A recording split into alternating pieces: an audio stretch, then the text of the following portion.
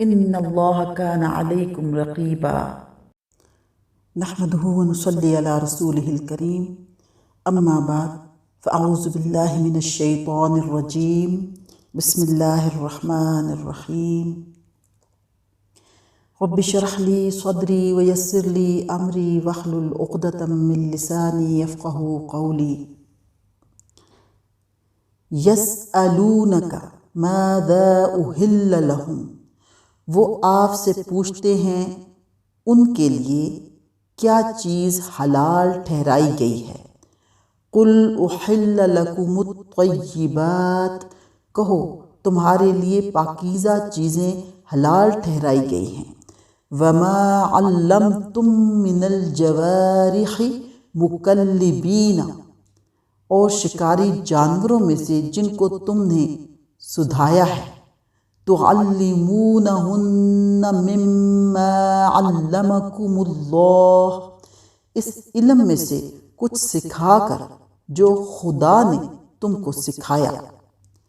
فَكُلُوا مِمَّا، تو تم ان کے اس شکار میں سے کھاؤ۔ امسکنا علیکم، جو وہ تمہارے لیے روک رکھیں۔ وَاذْكُرُوا اسْمَ اللَّهِ عَلَيْهِ، اور ان پر اللہ کا نام لے لیا کرو۔ وَاتَّقُوا اللَّهَ، اور اللہ سے ڈرتے رہو۔ إِنَّ اللَّهَ سَرِيعُ الْحِسَابِ، بے شک اللہ بہت جلد حساب چکانے والا ہے۔ عزیزان گرامی، اس جواب میں ایک لطیف نکتہ پوشیدہ ہے۔ مذہبی طرز خیال کے لوگ اکثر اس ذہنیت کے شکار ہوتے رہے ہیں کہ دنیا کی ہر چیز کو حرام سمجھتے ہیں جب تک کہ وہ صراحت کے ساتھ کسی چیز کو حلال نہ قرار دیا جائے۔ اس ذہنیت کی وجہ سے لوگوں پر وہمی پن اور قانونیت کا تسلط ہو جاتا ہے۔ وہ زندگی کے ہر شعبہ میں حلال اشیاء اور جائز کاموں کی فہرست مانگتے ہیں، اور ہر کام اور ہر چیز کو اس شبہ کی نظر سے دیکھنے لگتے ہیں کہ کہیں وہ ممنوع تو نہیں۔ یہاں قرآن کریم اسی ذہنیت کی اصلاح کرتا ہے۔ پوچھنے والوں کا مقصد یہ تھا کہ انہیں تمام حلال چیزوں کی تفصیل بتائی جائے تاکہ ان کے سوا ہر چیز کو وہ حرام سمجھیں۔ جواب میں قرآن کریم نے حرام چیزوں کی تفصیل بتائی اور اس کے بعد یہ عام ہدایات دے کر چھوڑ دیا کہ ساری پاک چیزیں حلال ہیں۔ اس طرح قدیم مذہبی نظریہ بالکل الٹ گیا۔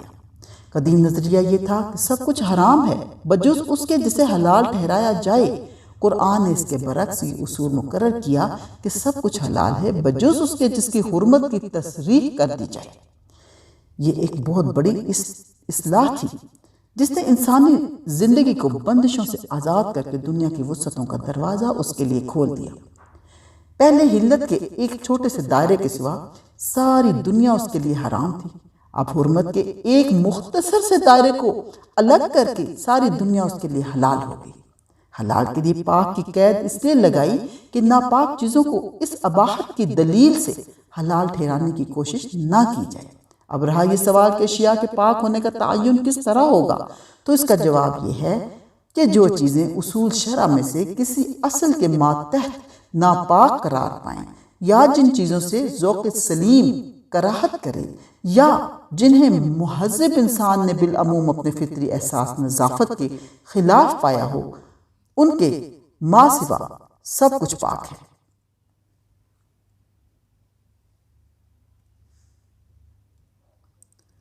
شکاری جانوروں سے مراد کتے، چیتے، باز، شکرے اور تمام وہ درندے اور پرندے ہیں جن سے انسان شکار کی خدمت لیتا ہے۔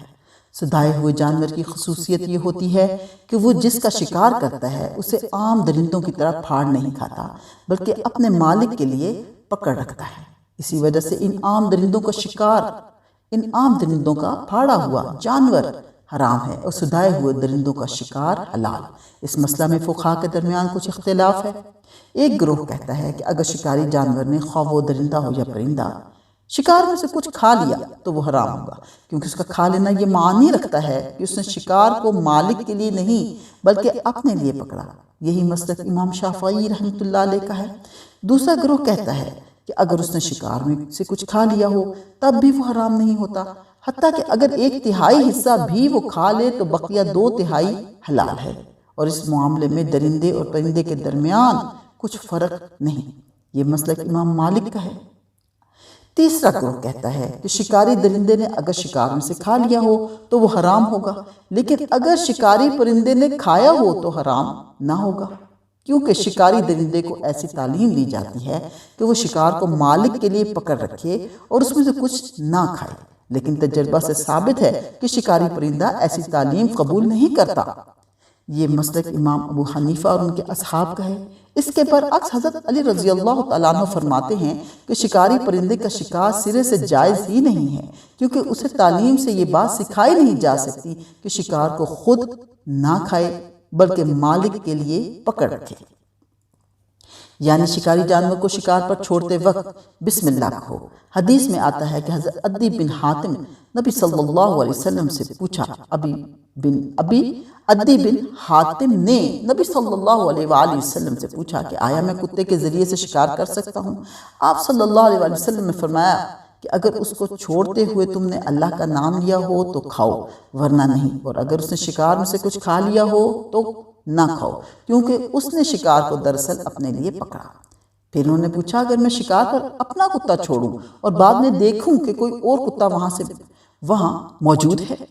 آپ صلی اللہ علیہ وسلم نے جواب دیا اس شکار کو نہ کھاؤ، اس لیے کہ تم نے خدا کا نام اپنے کتے پر لیا تھا، نہ کہ دوسرے کتے پر۔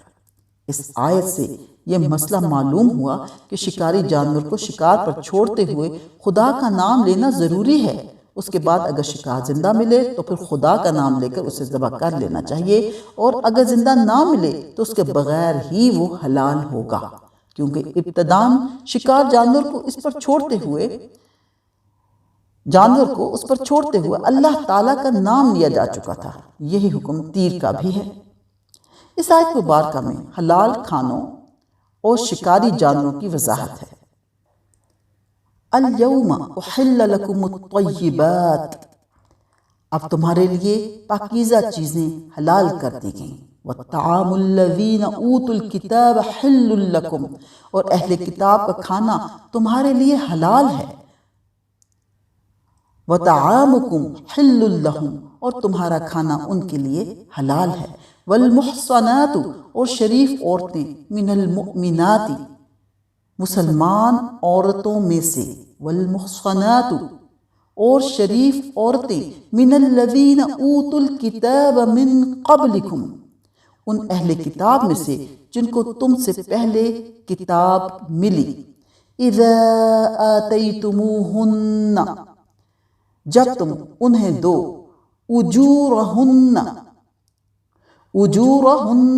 ان کے مہر، محصنین، قید میں لانے کو، غیر مسافحین، نہ کہ مستی نکالنے کو، ولا متخذی اخدان، بشرطے کہ ان کو قید نکاح میں لا کر ان کے مہر ان کو دو، نہ کہ بدکاری کرتے ہوئے اور آشنائی بناتے ہوئے۔ وَمَن يَكْفُرْ بِالْإِيمَانِ، اور جو ایمان کے ساتھ کفر کرے گا، فَقَدْ حَبِطَ عَمَلُهُ، تو اس کا عمل ضائع ہو جائے گا۔ وَهُوَ فِي الْآخِرَةِ مِنَ الْخَاسِرِينَ، اور وہ آخرت میں نامرادوں میں ہوگا۔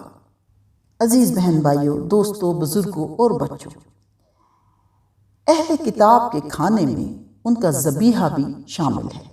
ہمارے لیے ان کا اور ان کے لیے ہمارا کھانا حلال ہونے کا مطلب یہ ہے کہ ہمارے اور ان کے درمیان کھانے پینے میں کوئی رکاوٹ اور چھوت چھات نہیں ہے۔